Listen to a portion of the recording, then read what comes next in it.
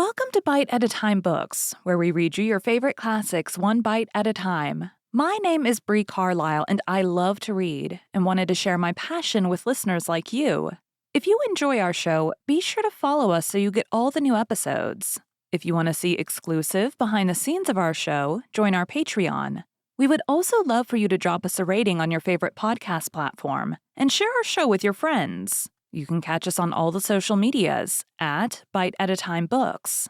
We are now part of the Bite at a Time Books Productions Network. If you ever wondered what inspired your favorite classic novelists to write their stories, what was happening in their lives or the world at the time, check out Bite at a Time Books Behind the Story, wherever you listen to podcasts. Today we will be continuing The Three Musketeers by Alexandre Dumas. 21. The Countess de Winter.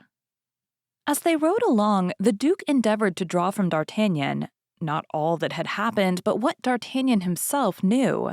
By adding all that he heard from the mouth of the young man to his own remembrances, he was enabled to form a pretty exact idea of a position of the seriousness of which, for the rest, the Queen's letter, short but explicit, gave him the clue. But that which astonished him most was that the cardinal, so deeply interested in preventing this young man from setting his foot in England, had not succeeded in arresting him on the road. It was then, upon the manifestation of this astonishment, that D'Artagnan related to him the precaution taken, and how, thanks to the devotion of his three friends, whom he had left scattered and bleeding on the road, he had succeeded in coming off with a single sword thrust, which had pierced the Queen's letter and for which he had repaid Monsieur de Wardes with such terrible coin. While he was listening to this recital, delivered with the greatest simplicity, the Duke looked from time to time at the young man with astonishment, as if he could not comprehend how so much prudence, courage, and devotedness could be allied with a countenance which indicated not more than 20 years. The horses went like the wind, and in a few minutes they were at the gates of London. D'Artagnan imagined that on arriving in town the Duke would slacken his pace, but it was not so. He kept on his way at the same rate, heedless about upsetting those whom he met on the road. In fact, in crossing the city 2 or 3 accidents of this kind happened, but Buckingham did not even turn his head to see what became of those he knocked down. D'Artagnan followed him amid cries which strongly resembled curses. On entering the court of his hotel, Buckingham sprang from his horse, and without thinking what became of the animal, threw the bridle on his neck and sprang toward the vestibule. D'Artagnan did the same, with a little more concern, however, for the noble creatures whose merits he fully appreciated. But he had the satisfaction of seeing 3 or 4 grooms run from the kitchens and the stables and busy themselves with the steeds. The Duke walked so fast that D'Artagnan had some trouble in keeping up with him. He passed through several apartments of an elegance of which even the greatest nobles of France had not even an idea, and arrived at length in a bedchamber, which was at once a miracle of taste and richness. In the alcove of this chamber was a door concealed in the tapestry, which the Duke opened with a little gold key which he wore suspended from his neck by a chain of the same metal. With discretion, D'Artagnan remained behind, but at the moment when Buckingham crossed the threshold, he turned round, and seeing the hesitation of the young man, "Come in," cried he, "and if you have the good fortune to be admitted to Her Majesty's presence, tell her what you have seen." Encouraged by this invitation, D'Artagnan followed the Duke, who closed the door after them. The two found themselves in a small chapel covered with a tapestry of Persian silk worked with gold, and brilliantly lighted with a vast number of candles. Over a species of altar and beneath a canopy of blue velvet, surmounted by white and red plumes, was a full-length portrait of Anne of Austria, so perfect in its resemblance that D'Artagnan uttered a cry of surprise on beholding it. One might believe the Queen was about to speak. On the altar and beneath the portrait was the casket containing the diamond studs. The Duke approached the altar, knelt as a priest might have done before a crucifix, and opened the casket. "There," said he, drawing from the casket a large bow of blue ribbon all sparkling with diamonds. "There are the precious studs which I have taken an oath should be buried with me. The Queen gave them to me. The Queen requires them again. Her will be done like that of God in all things." Then he began to kiss one after the other, those dear studs with which he was about to part. All at once he uttered a terrible cry. "What is the matter?" exclaimed D'Artagnan anxiously. "What has happened to you, my lord?" "All is lost," cried Buckingham, becoming as pale as a corpse. "2 of the studs are wanting. There are only 10.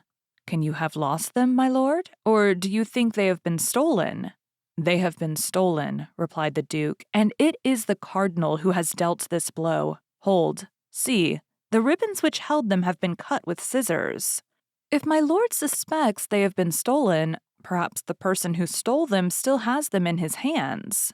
"Wait, wait," said the duke. "The only time I have worn these studs was at a ball given by the king 8 days ago at Windsor. The Countess de Winter, with whom I had quarreled, became reconciled to me at that ball.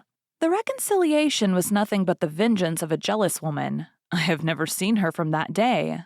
The woman is an agent of the cardinal." "He has agents, then, throughout the world?" cried D'Artagnan. "Oh, yes," said Buckingham, grating his teeth with rage. "Yes, he is a terrible antagonist. But when is this ball to take place?" "Monday next." "Monday next? Still 5 days before us. That's more time than we want. Patrick!" cried the duke, opening the door of the chapel. "Patrick!" His confidential valet appeared. "My jeweler and my secretary." The valet went out with a mute promptitude which showed him accustomed to obey blindly and without reply. But although the jeweler had been mentioned first, it was the secretary who first made his appearance. This was simply because he lived in the hotel. He found Buckingham seated at a table in his bedchamber, writing orders with his own hand. "Mr. Jackson," said he, "go instantly to the Lord Chancellor and tell him that I charge him with the execution of these orders. I wish them to be promulgated immediately." "But, my lord, if the Lord Chancellor interrogates me upon the motives which may have led your grace to adopt such an extraordinary measure, what shall I reply?" "That such is my pleasure, and that I answer for my will to no man." "Will that be the answer?" replied the secretary, smiling, "which he must transmit to His Majesty if, by chance, His Majesty should have the curiosity to know why no vessel is to leave any of the ports of Great Britain." "You are right, Mr. Jackson," replied Buckingham. "He will say in that case to the king that I am determined on war, and that this measure is my first act of hostility against France." The secretary bowed and retired. "We are safe on that side," said Buckingham, turning toward D'Artagnan. "If the studs are not yet gone to Paris, they will not arrive until after you." "How so?" "I have just placed an embargo on all vessels at present in His Majesty's ports, and without particular permission, not one dare lift an anchor." D'Artagnan looked with stupefaction at a man who thus employed the unlimited power with which he was clothed by the confidence of a king in the prosecution of his intrigues. Buckingham saw by the expression of the young man's face what was passing in his mind, and he smiled.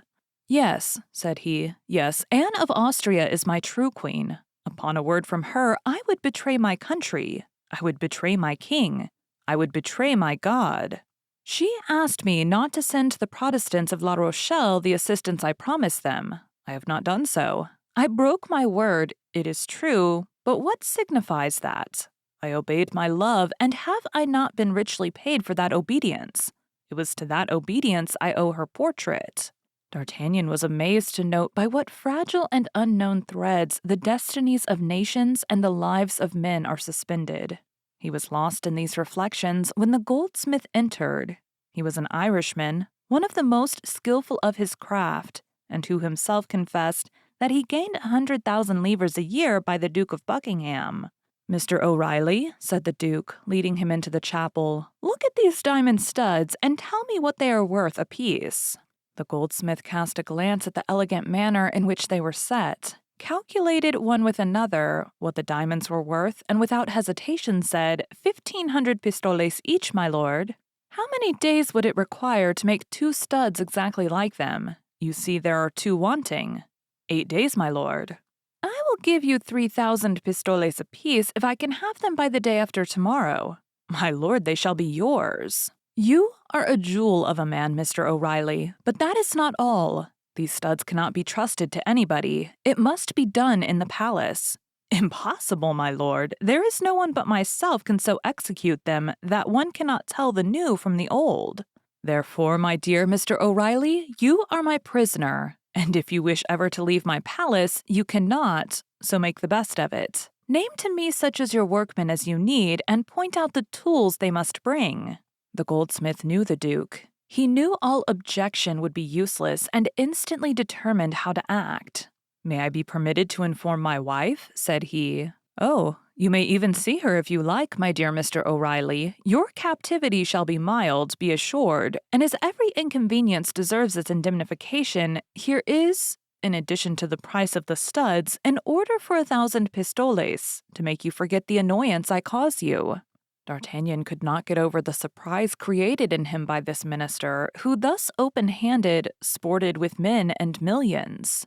As to the goldsmith, he wrote to his wife, sending her the order for the 1,000 pistoles and charging her to send him, in exchange, his most skillful apprentice, an assortment of diamonds, of which he gave the names and the weight and the necessary tools. Buckingham conducted the goldsmith to the chamber destined for him, and which, at the end of half an hour, was transformed into a workshop. Then he placed a sentinel at each door with an order to admit nobody upon any pretense but his valet de chambre, Patrick. We need not add that the goldsmith, O'Reilly, and his assistant were prohibited from going out under any pretext. This point settled, the Duke turned to D'Artagnan. "Now, my young friend," said he, "England is all our own. What do you wish for? What do you desire?" "A bed, my lord," replied D'Artagnan. "At present, I confess, that is the thing I stand most in need of." Buckingham gave D'Artagnan a chamber adjoining his own. He wished to have the young man at hand, not that he at all mistrusted him, but for the sake of having someone to whom he could constantly talk of the Queen. In 1 hour after, the ordinance was published in London that no vessel bound for France should leave port, not even the packet boat with letters. In the eyes of everybody, this was a declaration of war between two kingdoms. On the day after the morrow, by 11 o'clock, the 2 diamond studs were finished, and they were so completely imitated, so perfectly alike, that Buckingham could not tell the new ones from the old ones, and experts in such matters would have been deceived as he was. He immediately called D'Artagnan. "Here," said he to him, "are the diamond studs that you came to bring, and be my witness that I have done all that human power could do." "Be satisfied, my lord, I will tell all that I have seen, but does your grace mean to give me the studs without the casket?" "The casket would encumber you. Besides, the casket is the more precious from being all that is left to me. You will say that I keep it. I will perform your commission word for word, my lord." "And now," resumed Buckingham, looking earnestly at the young man, "how shall I ever acquit myself of the debt I owe you?" D'Artagnan blushed up to the whites of his eyes. He saw that the Duke was searching for a means of making him accept something, and the idea that the blood of his friends and himself was about to be paid for with English gold was strangely repugnant to him. "Let us understand each other, my lord," replied D'Artagnan, "and let us make things clear beforehand, in order that there may be no mistake. I am in the service of the King and Queen of France, and form part of the company of Monsieur Dessessarts, who, as well as his brother-in-law, Monsieur de Treville, is particularly attached to their majesties. What I have done, then, has been for the Queen and not at all for your grace. And still further, it is very probable I should not have done anything of this, if it had not been to make myself agreeable to someone who is my lady, as the Queen is yours." "Yes," said the Duke, smiling, "and I even believe that I know that other person. It is—" "My lord, I have not named her," interrupted the young man warmly. "That is true," said the Duke, "and it is to this person I am bound to discharge my debt of gratitude. You have said, my lord, for truly at this moment, when there is question of war, I confess to you that I see nothing in your grace but an Englishman, and consequently an enemy whom I should have much greater pleasure in meeting on the field of battle than in the park at Windsor or the corridors of the Louvre, all which, however, will not prevent me from executing to the very point of my commission, or from laying down my life if there be need of it, to accomplish it. but I repeat it to your grace without your having personally on that account more to thank me for in this second interview than for what I did for you in the first." "We say proud as a Scotsman," murmured the Duke of Buckingham. "And we say proud as a Gascon," replied D'Artagnan. "The Gascons are the Scots of France." D'Artagnan bowed to the Duke and was retiring. "Well, are you going away in that manner? Where and how?" "That's true. 'Fore Gad, these Frenchmen have no consideration. I had forgotten that England was an island, and that you were the king of it. Go to the riverside, ask for the brig Sund, and give this letter to the captain. He will convey you to a little port where certainly you are not expected, and which is ordinarily only frequented by fishermen." "The name of that port?" "St. Valery, but listen. When you have arrived there, you will go to a mean tavern, without a name and without a sign, a mere fisherman's hut. You cannot be mistaken, there is but one. Afterward, you will ask for the host and will repeat to him the word 'forward,' which means, in French, 'en avant.' It is the password. He will give you a horse all saddled and will point out to you the road you ought to take. You will find, in the same way, 4 relays on your route. If you will give at each of these relays your address in Paris, the 4 horses will follow you thither. You already know 2 of them, and you appear to appreciate them like a judge. They were those we rode on, and you may rely upon me for the others not being inferior to them. These horses are equipped for the field. However proud you may be, you will not refuse to accept one of them, and to request your 3 companions to accept the others. That is, in order to make war against us. Besides, the end justified the means, as you Frenchmen say, does it not?" "Yes, my lord, I accept them," said D'Artagnan, "and if it please God, we will make a good use of your presents." "Well now, your hand, young man. Perhaps we shall soon meet on the field of battle, but in the meantime we shall part good friends, I hope." "Yes, my lord, but with the hope of soon becoming enemies. Be satisfied, I promise you that." "I depend on your word, my lord." D'Artagnan bowed to the Duke, and made his way as quickly as possible to the riverside. Opposite the Tower of London he found the vessel that had been named to him, delivered his letter to the captain, who, after having it examined by the governor of the port, made immediate preparations to sail. 50 vessels were waiting to set out. Passing alongside one of them, D'Artagnan fancied he perceived on board it the woman of Meung, the same who the unknown gentleman had called my lady, and whom D'Artagnan had thought so handsome. But thanks to the current of the stream and a fair wind, his vessel passed so quickly that he had little more than a glimpse of her. The next day, about 9 o'clock in the morning, he landed at St. Valery. D'Artagnan went instantly in search of the inn and easily discovered it by the riotous noise which resounded from it. War between England and France was talked of as near and certain, and the jolly sailors were having a carousal. D'Artagnan made his way through the crowd, advanced toward the host, and pronounced the word "forward." The host instantly made him a sign to follow, went out with him by a door which opened into a yard, led him to the stable where a saddled horse awaited him, and asked him if he stood in need of anything else. "I want to know the route I am to follow," said D'Artagnan. "Go from hence to Blangy, and from Blangy to Neufchâtel. At Neufchâtel, go to the Tavern of the Golden Harrow, give the password to the landlord, and you will find, as you have here, a horse ready saddled." "Have I anything to pay?" demanded D'Artagnan. "Everything is paid," replied the host, "and liberally. Be gone, and may God guide you." "Amen," cried the young man, and set off at a full gallop. 4 hours later, he was in Neufchâtel. He strictly followed the instructions he had received. At Neufchâtel, as at St. Valery, he found a horse quite ready and awaiting him. He was about to remove the pistols from the saddle he had quit to the one he was about to fill, but he found the holsters furnished with similar pistols. "Your address at Paris?" "Hotel of the Guards, Company of Dessessart." "Enough," replied the questioner. "Which route must I take?" demanded D'Artagnan in his turn. "That of Rouen, but you will leave the city on your right. You must stop at that little village of Equius, in which there is but one tavern, the Shield of France. Don't condemn it from appearances. You will find a horse in the stables quite as good as this." "The same password?" "Exactly. Adieu, master. A good journey, gentlemen. Do you want anything?" D'Artagnan shook his head and set off at full speed. At Equius, the same scene was repeated. He found as provident a host and a fresh horse. He left his address as he had done before and set off again at the same pace for Pontoise. At Pontoise, he changed his horse for the last time and at 9 o'clock galloped into the yard of Treville's hotel. He had made nearly 60 leagues in little more than 12 hours. Monsieur de Treville received him as if he had seen him that same morning. Only, when pressing his hand a little more warmly than usual, he informed him that the company of Dessessart was on duty at the Louvre, and that he might repair at once to his post.